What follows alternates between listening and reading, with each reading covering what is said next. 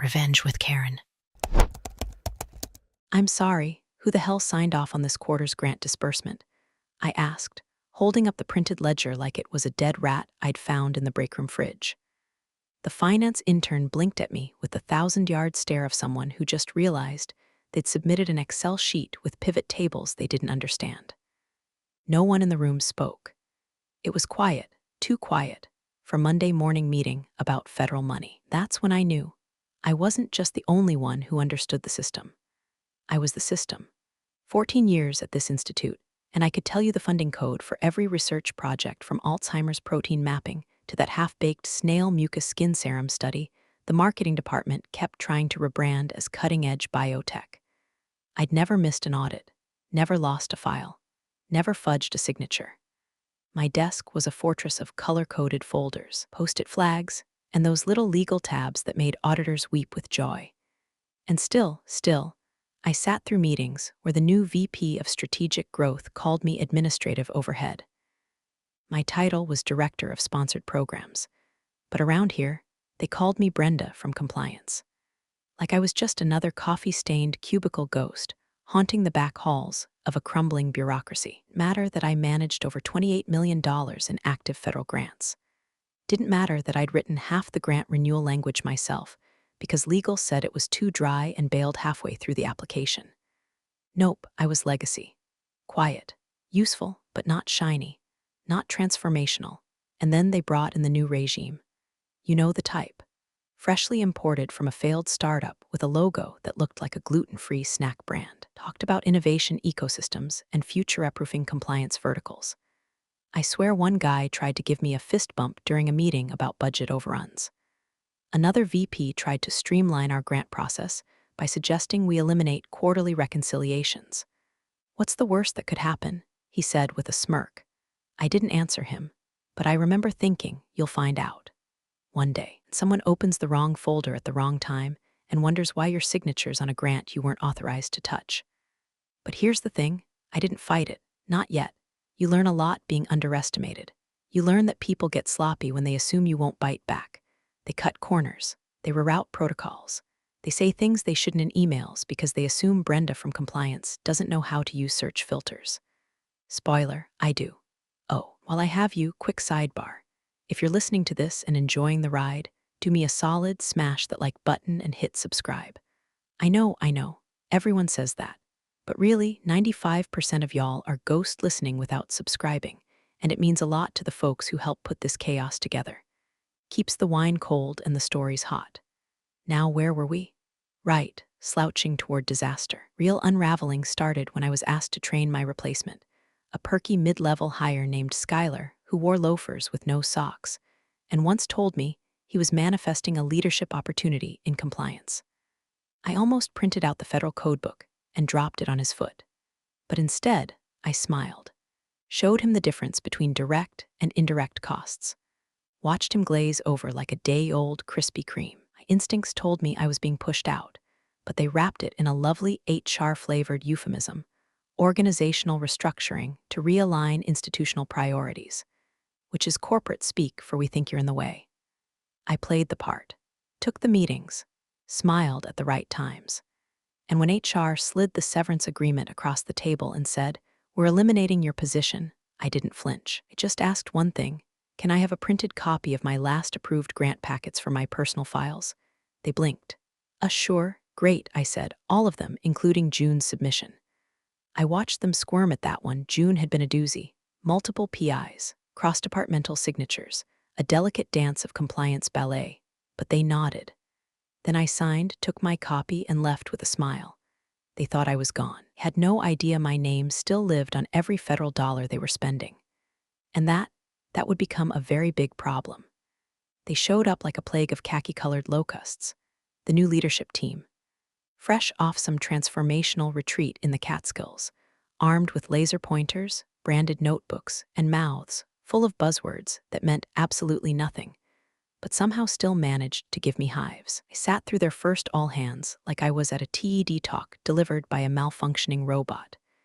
Disruption is opportunity. Legacy processes are friction points. We're sunsetting outdated compliance modalities. I wanted to stand up and scream, Just say you don't know what the hell we do and want to fire people. But I didn't. I just nodded, highlighted my meeting notes in 3 colors, added sunset modalities to my personal dictionary of corporate word salad. The whispers started the next week. Departmental realignments, an org chart review, people avoiding eye contact with me in the hallway like I'd come down with HR leprosy. I've been through 3 executive shakeups in my time, and they all smell the same, like peppermint gum and plausible deniability. Then came the meeting invite, 8:30 a.m. HR. No agenda. If you've worked in an office longer than 5 minutes, you know what that means. You're not getting a promotion. You're not getting a raise. You're getting the talk. Sure enough, I walked in and found Karen from HR. Yes, her real name was Karen, already sitting at the tiny table with a manila folder and a coffee that said "Kick Us Boss Lady" in sparkly letters. That alone made me want to flip the desk. Next to her sat the new Deputy Director of Operations, Derek. Looked like he'd been printed out of a frat boy template and accidentally wandered into public service. "Brenda," Karen said, voice syrupy, "thank you for coming in. We wanted to." I held up a hand. "Let me guess, restructuring, strategic vision, budgetary alignment." Karen blinked. "Well, yes, we're eliminating your position as part of our organizational optimization strategy." Derek chimed in, trying to sound empathetic, but coming off like someone reading from a hostage script. "This has nothing to do with your performance." "It never does," I said, "except it always does." Karen pushed the folder forward. Inside, severance package, exit schedule, health coverage extensions, and a glossy brochure titled "Your Next Chapter, Career Transitions with Grace." I wanted to laugh. Instead, I looked them both in the eye and said, "I accept." Derek looked surprised. Karen gave me that HR smile, the one that's supposed to be comforting, but feels like a paper cut on your soul. "I do have one request," I said, flipping through the paperwork like I was checking my lunch receipt. "I'd like a printed copy of the most recent grant submissions, for my own records, all PI files and supplemental documentation. Especially June." Karen frowned a little. "You mean the ones you submitted?" "Yes," I said. "Since I'm the listed PI on several of them, it would be nice to have a personal copy. You know, for my scrapbook." Derek laughed nervously. "Sure, we'll get that for you." I nodded. "Thanks. Also, make sure the PI reassignment filings are submitted to the federal portal. That deadline's the 30th. Karen scribbled something on a post-it, probably intending to ignore it. They thought I was just dotting I's and crossing T's, closing up shop, taking the severance, and disappearing into the sad world of mid-career consultants who teach LinkedIn classes on reinvention. They had no clue that I was walking out with a time bomb. My badge was deactivated before I even reached the elevator. Typical. My nameplate had been peeled off by lunch. Skylar, the loafers guy, was already sitting at my desk like a puppy that peed on the rug and got promoted for it. I walked out into the autumn air feeling, not free, not angry, focused, like a storm cloud that decided to schedule its lightning. I didn't tell anyone what I was planning, didn't rant online or write a Medium post about toxic workplace culture. I just went home, poured myself a mug of peppermint tea, and booted up my personal laptop. The flash drive was small, silver, labeled Q2 Submissions Final. It slid into the port like a scalpel into soft flesh. There they were. The last 5 grants I submitted. My name as PI, the date stamps, the signatures, the matching filing codes from the Federal Grant Registry. And then I saw it, they were still live, still active under my name. But if they'd already started spending that money, if someone else had signed off on the next wave of disbursements, that wasn't just a paperwork error. That was fraud. And suddenly, I wasn't just laid off. I was a witness. They gave me a corner of the break room for my exit processing, folding table with a chipped mug, 2 faded HR folders, and a cardboard box that still had Valentine's decorations scribbled on the side in pink Sharpie. It was poetic, really, 14 years of spotless audits, millions in federal compliance work, and now I was being shuffled out like expired holiday candy. Skylar, my replacement, had already started moving into my office. I passed by and saw him trying to untangle the cords to my dual monitors like they were Christmas lights. He had a printout of Federal Grants 101 on his desk, next to a smoothie bottle labeled Brain Fuel. I didn't knock, didn't say goodbye, let him struggle. I'd already sent my final email that morning, BCC'd to every relevant director, admin, and finance coordinator. Subject: Urgent PI Reassignment Reminder Team. Please ensure that principal investigator reassignment filings are submitted to the federal grant portal by EOD on the 30th. Failure to submit may result in administrative flags or temporary funding suspensions. Regards, Brenda S., Director, Sponsored Programs, through EOD Today, that's it. Cold, clinical, correct. The kind of email no one likes but everyone should fear. And yet, not a single reply. No thanks for the heads up. No, we've got it covered. Not even a typo riddled will do. From one of the junior admins who thought compliance was just that paperwork Brenda handles. Typical. I printed out one last copy of June's grant packet, 54 pages, 3 departments, 2 collaborative institutions, 6 signature fields, the whole damn enchilada. Tucked it into a slim manila folder, sealed it with a binder clip, and wrote one small note in blue pen on a sticky. Attached to the top, you'll want to triple-check June. Page 17 especially. It wasn't a threat. It wasn't even a hint. It was a breadcrumb. I left it on Karen's desk. She wasn't there. Probably off doing damage control on a hiring freeze they hadn't yet announced. She wouldn't see it for hours. I slid my security badge into the drop box like a poker chip I didn't need anymore and walked the long hallway past the framed photos of past directors, half of whom wouldn't recognize a PI assignment if it bit them in the pension. I didn't cry, didn't feel sad. Honestly, I felt like I'd just been handed a blank check and a lighter. Out in the parking lot, I opened the back seat, slid my box in, then slipped my hand into my purse and touched the flash drive. Cool, small, just a piece of plastic and metal. But it held everything. Copies of every grant packet I'd submitted this fiscal year, download logs, data, timestamps. Evidence, not gossip, not rumor, evidence. I didn't even have to dig for it.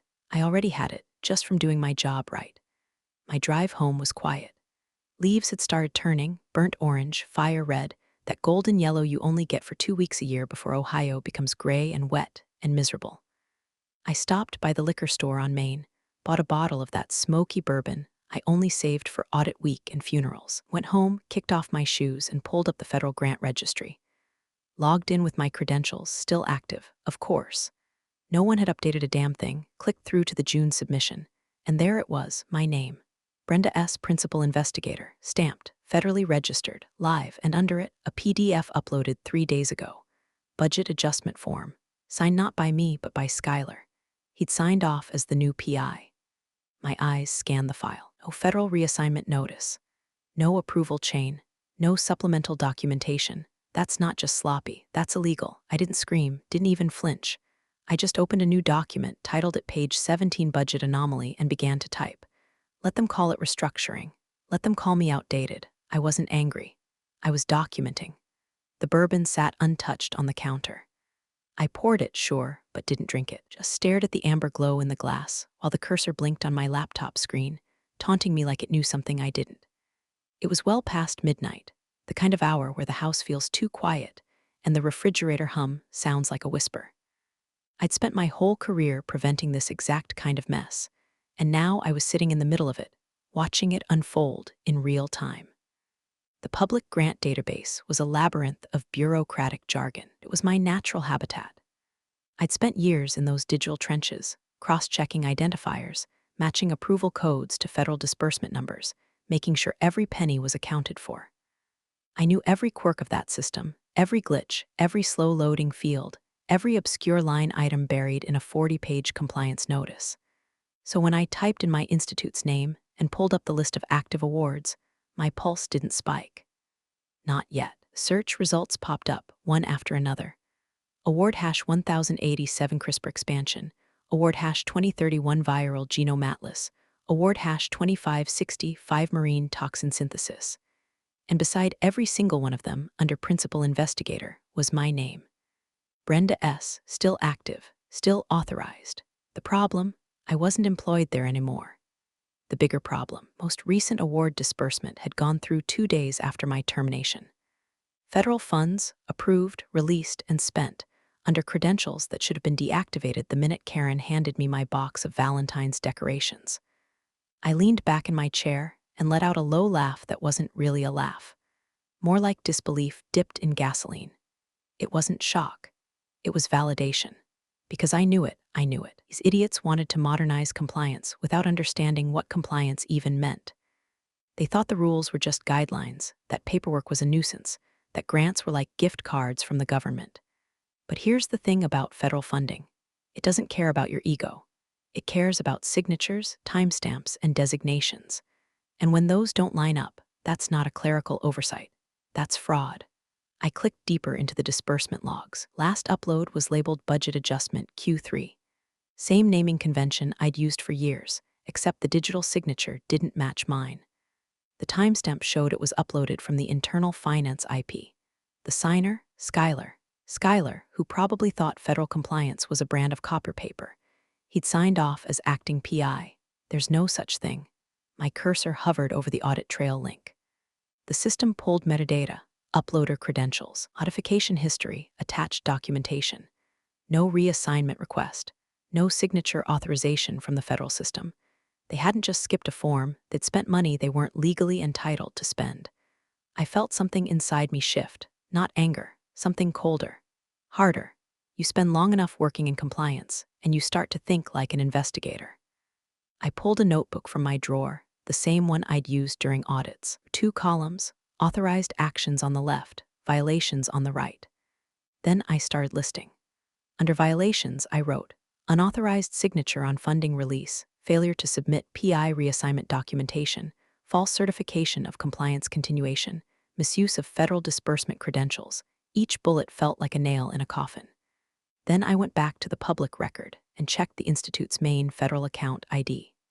Sure enough, funds had already been transferred to their general research pool, which meant that somewhere, right now, Skylar and his innovation task force were probably celebrating another successful quarter with government money tied to a name that didn't belong to them anymore. Mine.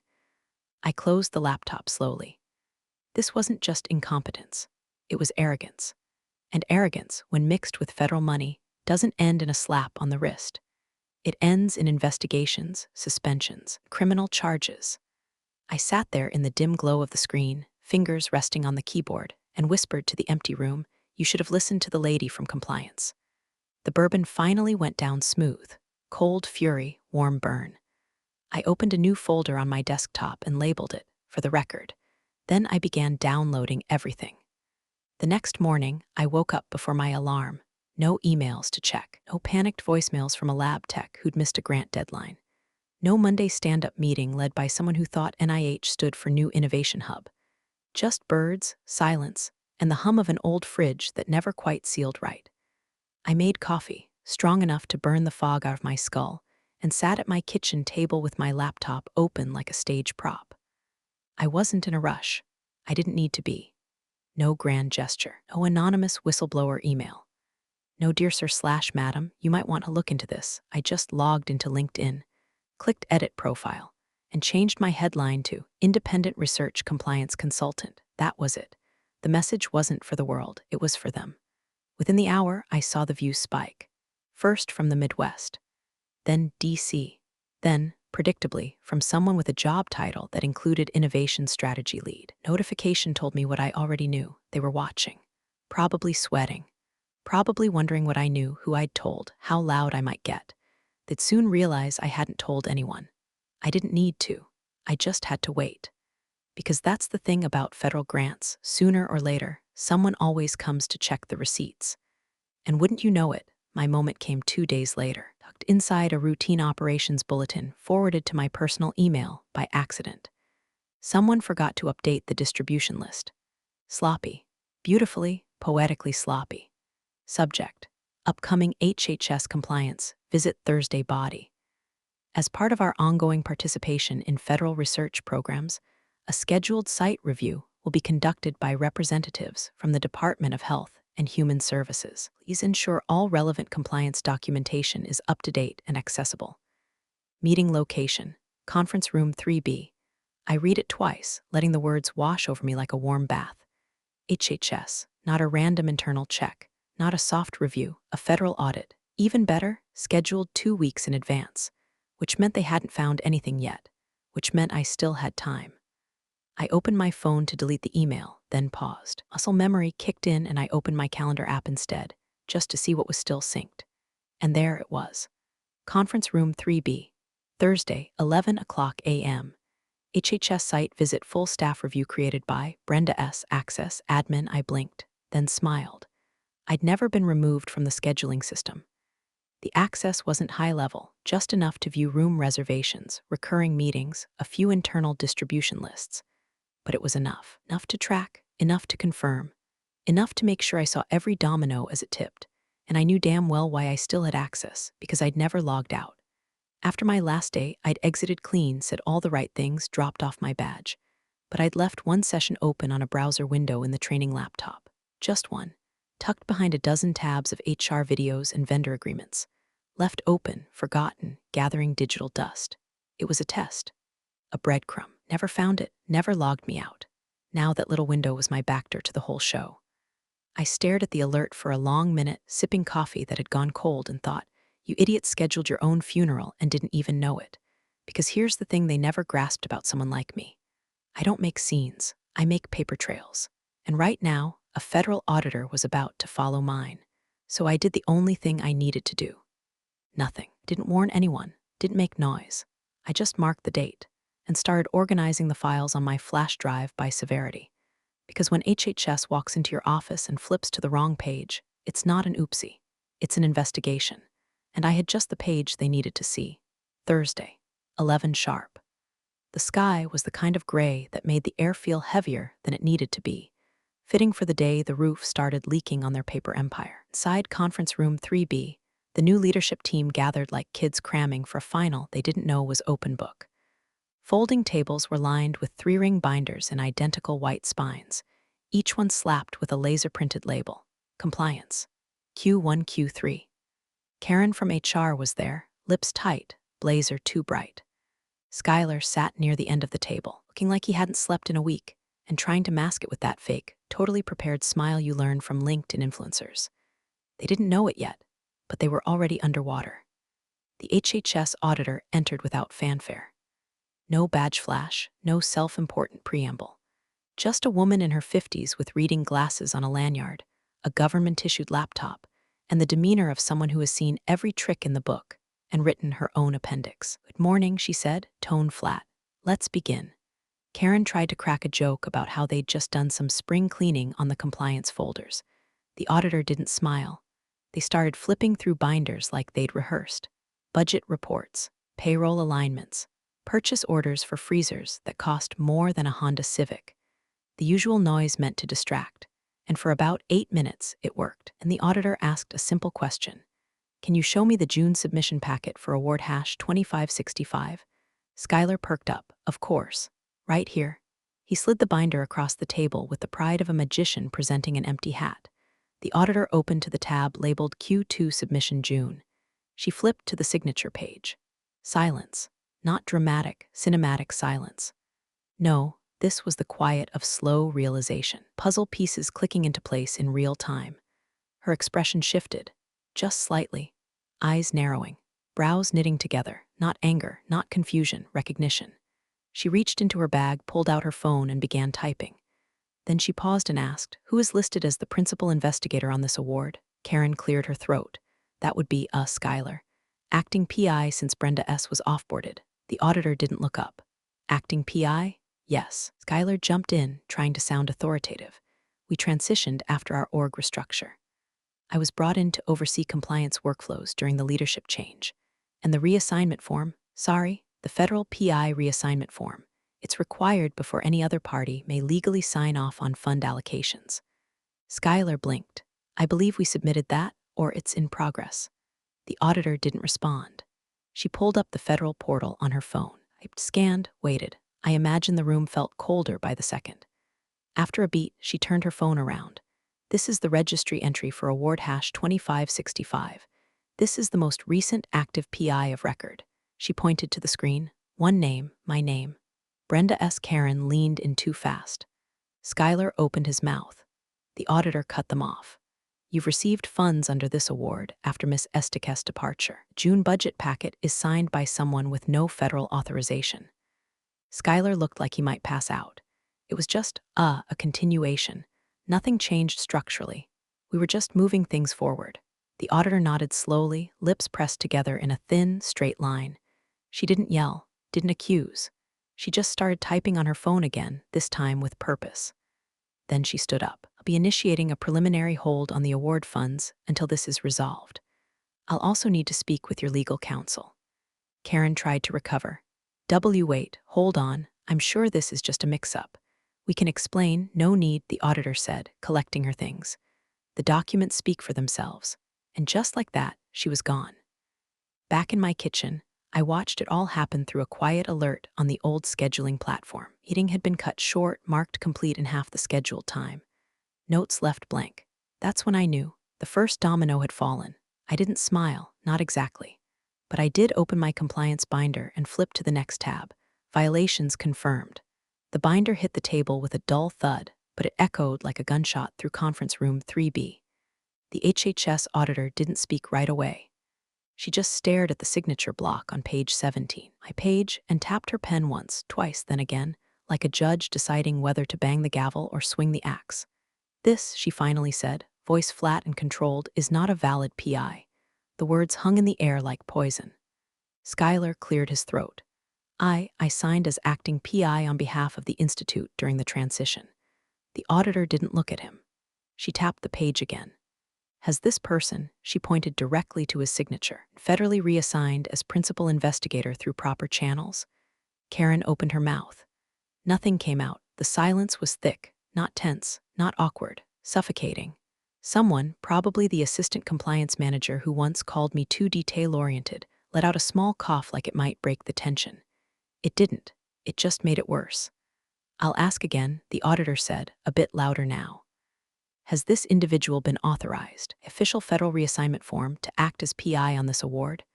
No one moved, no one answered. The room went dead silent, and in that stillness something fractured. The auditor closed the binder, not slowly, not dramatically, just precisely, like clockwork. Then she stood, adjusted her blazer, and began packing her briefcase with clinical efficiency. No muttering, no grandstanding, just measured motion. But just as she reached the door, she paused, turned back. Voice didn't rise. It dropped, lower, sharper. I'll be initiating a formal suspension of all award funds under this program, effective immediately. Karen's face drained of color. Schuyler blinked like he hadn't registered the words. Then the auditor added, as if she were commenting on the weather, please prepare for a secondary compliance audit. I'll need direct access to all disbursement logs, sub-award documentation, and internal correspondence immediately. She left the room without another word. Then hell broke loose. Phones started ringing, first one, then two, then all at once, like an emergency siren chorus. Someone from finance burst in holding a printout and whisper shouting something about frozen accounts and NSF flags. Karen staggered into the hallway, calling legal with shaking hands. Schuyler stood in place, staring down at the page like it might morph into a valid signature if he just blinked hard enough. Lab tech poked their head in and asked if they could still purchase supplies off the grant. The look they got back probably took a year off their life. Somewhere, someone dropped a binder. Another cursed loud enough to echo through the vent system. The conference room, once a smug fortress of strategic visioning, had devolved into triage. And I was nowhere near it. I was home, sitting cross-legged on my porch with a laptop on my knees and a notepad beside me. I was sipping lukewarm coffee from a mug that said trust the process and smiling in a way I hadn't in months. My email pinged. A compliance bulletin forwarded from a former intern who still remembered which side their bread was buttered on. Subject: urgent temporary funding hold on Federal Research Awards body. As of 11:32 a.m., all active disbursements under awards #2565, #2031, #1087 have been formally paused pending investigation. All personnel listed under these awards must cease spending activity immediately. A follow-up directive will be issued after legal review. I leaned back, let the autumn breeze cut through the fading morning fog, and watched a squirrel dig furiously in my yard like he, too, was looking for misappropriated federal funds. Let them scramble. Let the suits pace and the phones ring and the binders multiply like rabbits. I didn't have to lift a finger anymore. The paperwork had done its job, and I wasn't just vindicated. I was proven. They say panic moves in waves, but at the Institute that afternoon, it hit like a tsunami. The moment the auditor left the building, every floor became a different flavor of disaster. Compliance was camped out in the kitchen, Legal took over HR's office. Someone was sobbing in the stairwell between second and third. Schuyler had locked himself in the conference room with a copy of the federal reassignment form and a highlighter. Like coloring it, yellow would make it magically appear in the audit trail. Karen was on her fifth urgent Zoom call with outside counsel, whispering fast and low like the IRS was wiretapping her webcam. But none of it mattered. The audit trail doesn't care about your excuses, doesn't blink for I thought someone else did it. Doesn't forgive well, Brenda usually handled that. And speaking of me, they tried to reach me. My old office line, disconnected. Work email, auto-reply, this account has been deactivated. Personal phone, changed, new number, area code 2 states away. LinkedIn, set to private, no messages accepted. I hadn't ghosted them. I'd retired from their nonsense. So they did what desperate people always do. They scrambled. Someone from finance tried to backdate a reassignment form. Too bad the federal portal timestamps every submission to the second and keeps a log of IP addresses, user IDs, and edit attempts. Immutable, irrefutable, unforgiving. An IT manager was ordered to scrub email threads for any mention of unauthorized approvals. He found 6, including one where Schuyler literally wrote, "Don't worry, I'll just sign it and we'll fix the paperwork later." That email would go on to be Exhibit A. Then came the board. The emergency meeting was called at 3:12 p.m. 7 board members, 1 angry founder, and a handful of red-eyed directors trying to act like they had answers. The founder, white-haired, old school, the kind of guy who still signed memos in cursive, wasn't one for outbursts. But that day, he slammed his fist on the table so hard it cracked the arm of his reading glasses. "Who the hell was our listed pie?" He barked. The room went silent. A young assistant, new, nervous, fresh from grad school, spoke up, voice barely above a whisper, "Brenda." It was Brenda, but she's gone. Gone, not fired, not terminated. Gone. Because firing someone from compliance is one thing. Replacing them without understanding what they were is another. It was the moment the founder realized what he'd allowed. They didn't just lose an employee. They lost the legal authority tied to millions in federal research. They'd kept the grants, but not the one person who made them legal.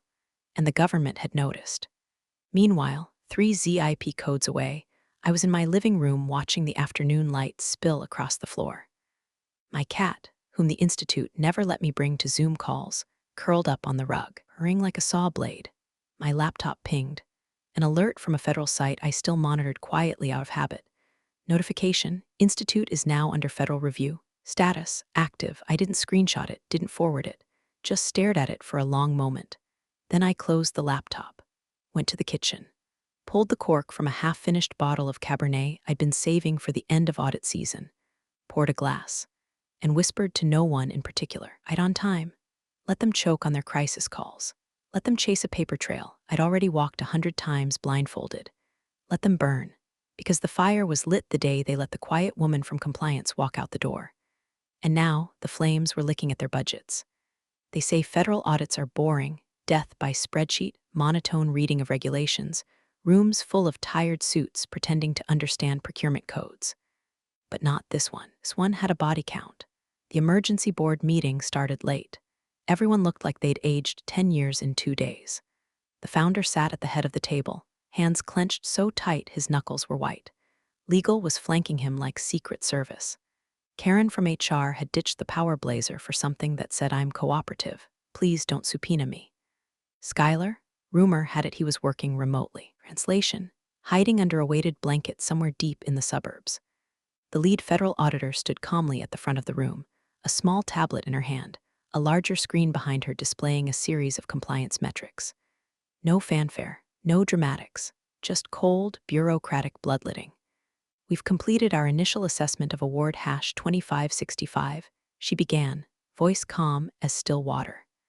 We identified multiple violations, including but not limited to unauthorized signatures, failure to submit PI reassignment forms, and continued disbursement of funds under unapproved leadership." No one spoke. She tapped her tablet. The screen changed. 1 page, 1 name.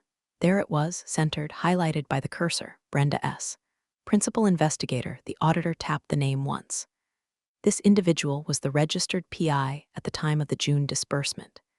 She was listed on the Federal Registry, not been formally removed, and had not submitted a reassignment authorization.